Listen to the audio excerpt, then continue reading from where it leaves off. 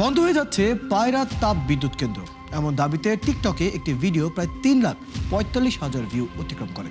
ব্যাপক বিতর্ক শুরু হলে প্রতিক্রিয়াও জানায় হাজার হাজার মানুষ। বহু মানুষ যখন বিভ্রান্ত হচ্ছেন, তখন দেখা যায় দাবিটি সম্পূর্ণ মিথ্যা। পুরনো সংবাদকে প্রচার করা হয়েছে সাম্প্রতিক দাবিতে। ওদিকে শিক্ষামন্ত্রী ডক্টর আনম এহসানুল হক মিলনকে টার্গেট করে একের পর এক ছড়ানো হচ্ছে অপতথ্য। শিক্ষামন্ত্রীর গ্রেফতারের একটি ভুয়া ভিডিও ইতিমধ্যে প্রায় 1,27,000 ভিউ অতিক্রম করে। আবার শিক্ষামন্ত্রীর শিক্ষা প্রতিষ্ঠান বন্ধ ঘোষণার দাবিতে ছড়ানো ভিডিওটিতেও 10,000-এর বেশি ভিউ। চলুন দর্শক কিছু ফ্যাক্ট চেক দেখে নিচ্ছি।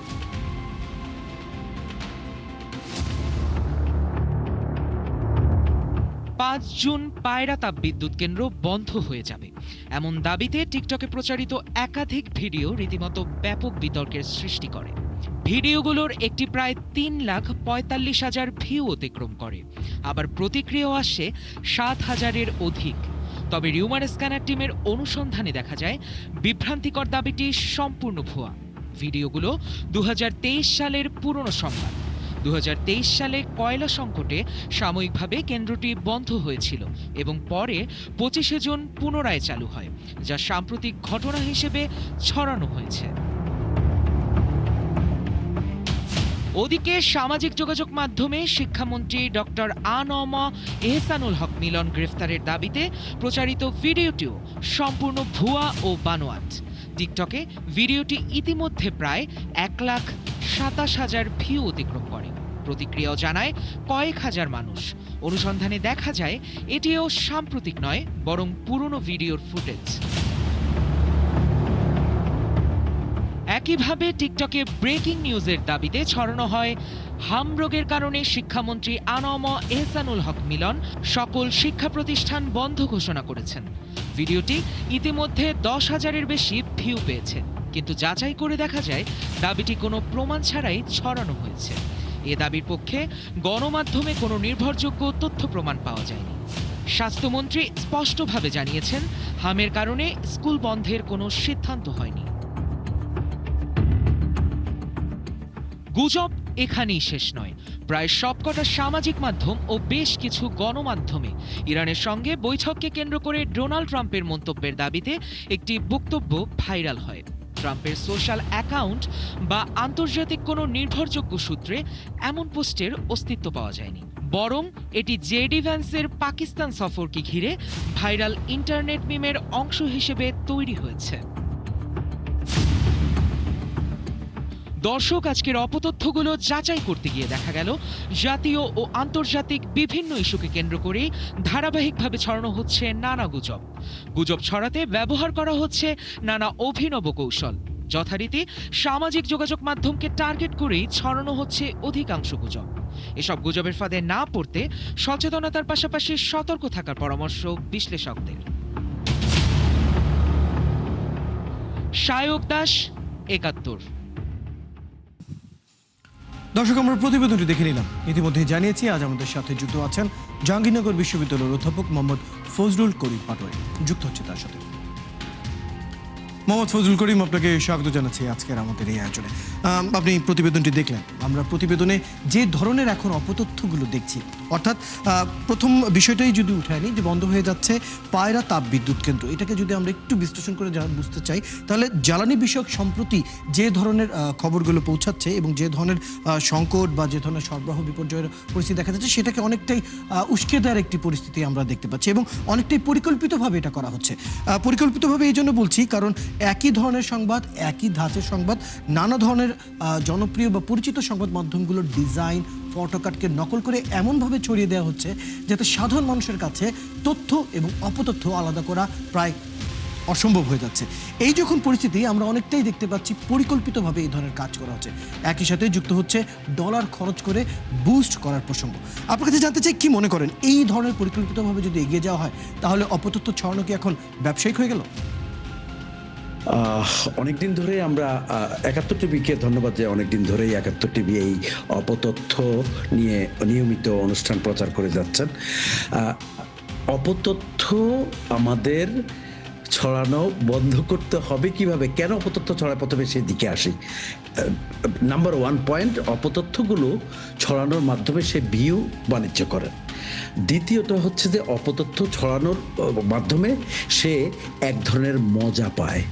তৃতীয়ত অপতথ্য আসলেই সমাজে বিভেদ, হানাহানি, সন্দেহ, অবিশ্বাস, মান সম্মান নষ্ট করা এবং অপরের প্রতি প্রতিশোধ গ্রহণের প্রবণতা থেকে অপতথ্য ছড়ানোর প্রবণতাটা তৈরি হয়। এখন প্রশ্ন হচ্ছে যে অপতথ্য আমরা বুঝবো কিভাবে?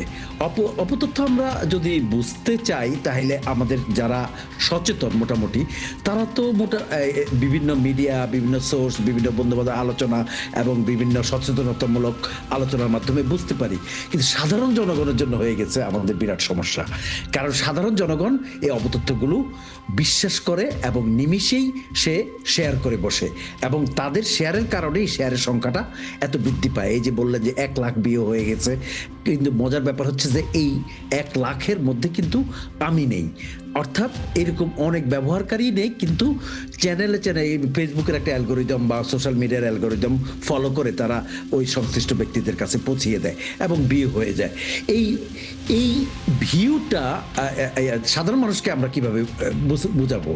অবশ্যই আমাদের এই বোঝানোটা দীর্ঘমেয়াদী একটা পরিকল্পনার অংশ হতে পারে এবং সেইভাবে আমাদের এগিয়ে যেতে হবে। ফজলুল করিম, একটু যুক্ত করতে চাই, যখন আমরা সাধারণ মানুষের শেয়ার করার এই যে প্রবণতার কথা আমরা বলছি, আসলে সেখানে তাদেরকেও পুরোপুরি আসলে দোষ দেওয়ার সুযোগ নেই। কারণ যে ধরনের ছবি, যে ধরনের ডিজাইন এবং যে ধরনের লেখনী ব্যবহার করা হয় সেটা অনেকটাই পরিকল্পিতভাবে করা হয়। এবং আমরা যেটা বলছিলাম, যেটা সুপরিচিত সংবাদ মাধ্যমগুলো যারা আছে তাদের যে ধরন সেটিকে অনুকরণ করা হয়, যাতে একজন সাধারণ মানুষ, যদি বলি ঢাকা কেন্দ্রিক যারা আছেন তাদের মধ্যে কতজনই বা এই ধরনের তথ্যকে অপতথ্যের সাথে আলাদা করতে পারে। তারপরে যদি আমরা একটু প্রান্তিক পর্যায়ে যাই, সেখানে কিন্তু এই সংখ্যাটা আরও কমে আসে। সাধারণ মানুষ তার ফেসবুকে বা স্ক্রোলের মধ্যে কোনো একটা তথ্য দেখলেই সাথে সাথে সেটা ছড়িয়ে দিচ্ছেন, হয়তো তিনি ওই সময় সেটি বিশ্বাস করছেন। এই ধরনের সাধারণ মানুষ যাতে এই ধরনের তথ্য বিশ্বাস না করতে পারে, সচেতনতা তৈরি করার কোনো উপায় আছে কি? প্রথম সচেতনতা তৈরি করার জন্য নাম্বার 1 পয়েন্ট, আমাদের দেখেন আমাদের লক্ষ লক্ষ কোটি কোটি পোস্ট হচ্ছে এবং এর মধ্যে প্রায় 60%-এর মতো অপতথ্য হয়ে যাচ্ছে কোনো না কোনোভাবে। এবং প্রশ্ন হচ্ছে যে এই অপতথ্যগুলো যাচাই করার জন্য আমাদের ফ্যাক্ট চেক প্রতিষ্ঠান থাকতে হবে। আমাদের দেশে গুটি কয়েক বললে আমি খুব খারাপ ওয়ার্ডে ইউজ করা হবে, অল্প সংখ্যক ফ্যাক্ট চেকিং প্রতিষ্ঠান আছে যারা এই কাজগুলি করে যাচ্ছে। আমার মতে প্রত্যেকটা মন্ত্রণালয়ে সরকারিভাবে প্রত্যেকটা সংশ্লিষ্ট দপ্তরের একটা ফ্যাক্ট চেকিং প্রতিষ্ঠান থাকা দরকার, একটা সংস্থা থাকা দরকার যারা অতি দ্রুত রেসপন্স করবে। At the same time fact চেকিংয়ের যদি ভুয়া তথ্য প্রচার করা হয় তাহলে আস্তে আস্তে কি করতে হবে, একটু সতর্কতা, একটু যাচাই করা বা তাদেরকে বোঝানো যে একটু শাস্তিমূলক ব্যবস্থা গ্রহণ করার সুযোগ আছে। তাহলে আস্তে আস্তে মানুষ অপতথ্যগুলি যারা অরিজিনেট করে তারা সতর্ক হয়ে যাবে। আর তৃতীয়টা হচ্ছে যে প্রতিষ্ঠানের সাথে, মানে যেই মিডিয়া, যেই সোশ্যাল মিডিয়ার মাধ্যমে অপতথ্যগুলো ছড়ানো হচ্ছে সেই মিডিয়ার সাথে একটা চুক্তি করা, যাতে করে সংশ্লিষ্ট সংস্থা যাদের বিরুদ্ধে অপতথ্য ছড়ানো হচ্ছে তারা দ্রুত তাদের সোশ্যাল মিডিয়া প্ল্যাটফর্মের সাথে যোগাযোগ করে সেই অপতথ্যগুলো সরিয়ে নিতে পারে। আর আরেকটা উপায় হচ্ছে যে অপতথ্যগুলো যখন আমরা ছড়িয়ে নেওয়ার পাশাপাশি অপতথ্য সেটা নিয়মিতভাবে শুধু ৭১ টিভি নয়, আমার মতে বাংলাদেশের সমস্ত ভিজুয়াল মিডিয়া এবং প্রিন্ট মিডিয়া তারা তাদের নিয়মিত একটা কলাম, একটা স্পেস থাকা দরকার যেখানে তারা নিয়মিত অপতথ্যগুলো। তাহলে মূলত বিষয়টা দাঁড়াচ্ছে আসলে এই তথ্যের সঠিক জায়গাটা যত বেশি সাধারণ মানুষের চোখের সামনে আনা যাবে ততটাই হয়তো তারা সচেতন হতে সুযোগ হবে। মোহাম্মদ ফজলুল করিম, আমরা এই বিষয়টি নিয়ে আমরা আরো একটু আলোচনা করবো, তবে এই মুহূর্তে একটি বিরতির সময় হচ্ছে। বিরতির পর ফিরছি, আপনি আমাদের সঙ্গে থাকুন। মোহাম্মদ ফজলুল করিম, এই পর্যায়ে আপনাকে আরও একবার স্বাগত জানাচ্ছি। এই অংশে আমি আপনার কাছে যে বিষয়টি জানতে চাই, একটি দীর্ঘ সময় যাবৎ আপনি মেশিন লার্নিং এবং এআই অর্থাৎ কৃত্রিম বুদ্ধিমত্তা নিয়ে আসলে আপনার বেশ কিছু গবেষণাও রয়েছে। সেই জায়গা থেকে আমি একটু জানতে চাই, সাম্প্রতিক সময়ে আমরা যে ধরনের অপতথ্য এবং গুজবকে ছড়াতে দেখছি প্রযুক্তির উন্নয়নকে ব্যবহার করে, তো সেই ক্ষেত্রে যারা এই ধরনের অপতথ্য বা গুজবকে ধরতে চায় তাদেরও তো প্রযুক্তিগত উন্নয়নের দরকার রয়েছে। এবং সোশ্যাল মিডিয়ার মধ্যে যে ধরনের ভাষা ব্যবহার করা হয়, যে ভাষার তথ্য সেই ভাষার মানুষরাই যদি সমাধান করে সবচেয়ে বেশি ভালো হয়। তাহলে সেক্ষেত্রে আপনি কি মনে করেন বাংলা ভাষাভাষী যারা রয়েছে তারা এই ধরনের অ্যালগোরিদম নিয়ে কাজ করার ক্ষেত্রে আসলে কতটুকু এগিয়েছে, এবং সেই ক্ষেত্রে আমরা এই ধরনের গুজবকে ধরার যে প্রতিযোগিতা সেখানে কতদূর আছে? সোশ্যাল মিডিয়া হোক আর অন্যান্য সোশ্যাল প্ল্যাটফর্ম, অন্যান্য প্ল্যাটফর্ম হোক, এটা ইমেল হোক অথবা ওয়েবসাইট হোক, সেখানে যখন অপতথ্যগুলো আসে, প্রথম বিষয় হচ্ছে মেশিন লার্নিং ব্যবহার করে অপতথ্যগুলো শনাক্ত করা সম্ভব, কিন্তু এর জন্য প্রচুর অনেক বড় অ্যালগোরিদম, অনেক বড় ক্যালকুলেশন এবং অনেকগুলো অনেক বড় কস্ট ইনভলভ। এই দায়িত্বটা আমাদের যেরকম চ্যাট জিপিটি অথবা এআই যে যারা তৈরি করেছে, তারা হিউজ ইনভেস্টমেন্টের ব্যাপার। এই ইনভেস্টমেন্টটা তখনই ওই বড় বড় কোম্পানিগুলো ওয়ার্ল্ডের করতে চাইবে যখন এখান থেকে রিটার্ন আসবে, এবং অচিরেই সেটা আসবে, তারা এগিয়ে আসবে অপতথ্যগুলো ছড়ানো বন্ধ করা বা শনাক্ত করার ব্যবসায় তারা নেমে যাবেন। এখন প্রশ্ন হচ্ছে যে এইটা আমরা করতে পারি না, আমরা বাংলা ভাষাভাষীরা কি করতে পারি না? হ্যাঁ, আমরা বাংলা ভাষাভাষীরা করতে পারি, কিন্তু সমস্যা হচ্ছে যে আমাদের এই পরিমাণ ইনভেস্টমেন্ট দিবে কে? এবং এই পরিমাণ ইনভেস্টমেন্টের জন্য এখানে যেমন করে সার্ভার জড়িত, যেমন করে বিশাল বিশাল ক্লাউড স্টোরেজ জড়িত, অ্যালগোরিদম জড়িত, প্রসেসর জড়িত, এই হিউজ বড় বড় মেশিন, জিএনএ প্রসেসর জড়িত, এইরকম ইনভেস্টমেন্ট আমরা ওইদিকে না গিয়ে আরো অন্যান্য সহজগুলি আমরা সমাধান করতে কাছে যেতে পারিনি। আর এই জায়গায় তো আসলে দিল্লি বহুদূর, আর বিশ্ব এগিয়ে আসছে, সেটাতে আমাদের অপেক্ষা করতে হবে, কিন্তু সেক্ষেত্রে তাদেরকে অনেক টাকা মাশুল গুনতে হবে। আমাদের সেই পর্যন্ত অপেক্ষা করতে হবে যতদিন পর্যন্ত এইরকম মেশিন লার্নিং আমাদেরকে হেল্প না করে অপতথ্যগুলো বন্ধ করার জন্য। তবে সেক্ষেত্রে মোহাম্মদ ফজলুল করিম, এই পরিস্থিতির যখনই আমরা যখন বলছি এই ধরনের বিনিয়োগ এখনো সম্ভব হয়ে ওঠেনি, কিন্তু যে অসুবিধা বা যে শঙ্কার মধ্য দিয়ে আমরা এখন যাচ্ছি, অর্থাৎ অপতথ্য বা গুজবের যে পরিস্থিতি আমরা দেখতে পাচ্ছি, প্রযুক্তির উন্নয়নের সাথে সাথে এমন একটি পরিস্থিতি পৌঁছে গেছে যেখানে ডিপফেক, অর্থাৎ আপনার আমার এই কথাটিও ভাষা বদলে দিয়ে অথবা নতুন কোনো অডিও জুড়ে দিয়েও কিন্তু ছড়িয়ে দেওয়া সম্ভব। তাহলে সেই ক্ষেত্রে কি করা উচিত? সেই ক্ষেত্রে একটাই, অর্থাৎ একটু আগে আমি বলছিলাম এক জায়গায় যে আমাদের আসলে সোশ্যাল প্ল্যাটফর্মগুলোকে বিনোদন হিসেবে ব্যবহার করতে হবে, আর সোশ্যাল প্ল্যাটফর্মের কোনো কিছুই বিশ্বাস করা যাবে না। যদি কোনো কিছু বিশ্বাস করতে হয় তাহলে সংশ্লিষ্ট সংস্থার, সংশ্লিষ্ট প্রতিষ্ঠানের এবং নির্ভরযোগ্য মিডিয়া হাউসগুলির ওয়েবসাইট নজরে আনতে হবে, দেখতে হবে। আর তাহলেই ওখানে যদি থাকে তাহলে আমি এই তথ্যটা বিশ্বাস করব। নতুবা সোশ্যাল প্ল্যাটফর্মের সবগুলি আমাদের কি ফান পোস্ট হিসেবে নিতে হবে, আর কখনোই শেয়ার করব না, শেয়ার করার আগে 10 বার ভাবতে হবে। আর আমি একটু আগে বিরতির আগে বলেছিলাম যে সরকারের অবশ্য আইন তৈরি করতে হবে, যাতে করে যিনি কিনা অরিজিনেটর তিনি সতর্ক হন, যিনি কিনা শেয়ার করেন তিনিও বিলম্ব করেন এবং যাচাই বাছাই করেন।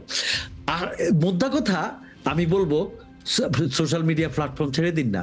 সোশ্যাল মিডিয়া প্ল্যাটফর্ম আমাদের প্রচুর পরিমাণ সময় এবং প্রচুর পরিমাণ অর্থ নষ্ট করছে, অর্থের সুযোগ, আর্ন করার সুযোগ নষ্ট করছে, আমাদের সৃজনশীলতাকে নষ্ট করতেছে, এবং আমরা পরস্পর ইন্টারাকশন এবং একে অপরের সাথে সদ্ব্যবহার, এই সুযোগগুলি আমরা হারাচ্ছি একমাত্র এই সোশ্যাল মিডিয়ার কারণে। এই সোশ্যাল মিডিয়া আমাদের ফান হিসেবে নিতে হবে, এখানে জ্ঞান আহরণের কিছু নেই, এখানে কবি হওয়ার সুযোগ নেই, এখানে লেখক হওয়ার সুযোগ নেই। ধন্যবাদ মোহাম্মদ ফজলুল করিম, বেশ কিছু পরামর্শ এবং তথ্য আপনার কাছ থেকে আমরা জেনে নিলাম। ধন্যবাদ আজকে সময়টুকু দেওয়ার জন্য। অনেক ধন্যবাদ। দর্শক, আমাদের সাথে আমাদের অতিথি যুক্ত ছিলেন অধ্যাপক মোহাম্মদ ফজলুল করিম পাটোয়ারি। কথা বলছিলাম বেশ কিছু ফ্যাক্ট চেকগুলো নিয়ে। দর্শক, আপনারা আছেন ফ্যাক্ট চেক নিয়ে একাত্তরের নিয়মিত আয়োজন ফেক নিউজ স্ক্যানারে। প্রতিদিন আমরা রিউমার দূর করতে হাজির হব ঠিক একই সময়ে একইভাবে। আপনারাও আমাদের সাথে যুক্ত হতে পারেন। যে কোনো খবর যদি আপনাকে সংশয়ে ফেলে সেটা একটি স্ক্রিনশট আমাদেরকে মেইল করতে পারেন fns.71tv@gmail.com অথবা ফেসবুকে যোগাযোগ করুন www.facebook.com/fake-news-scanner। আমরা সেই তথ্যের ফ্যাক্ট চেক করে আপনাদের জানাবো। চটকদার শিরোনাম দেখে ক্লিক করবেন না, বিশ্বাস আর প্রতিক্রিয়া জানানোর আগে ফ্যাক্ট চেক করুন। আর থাকুন 71-এর সাথে।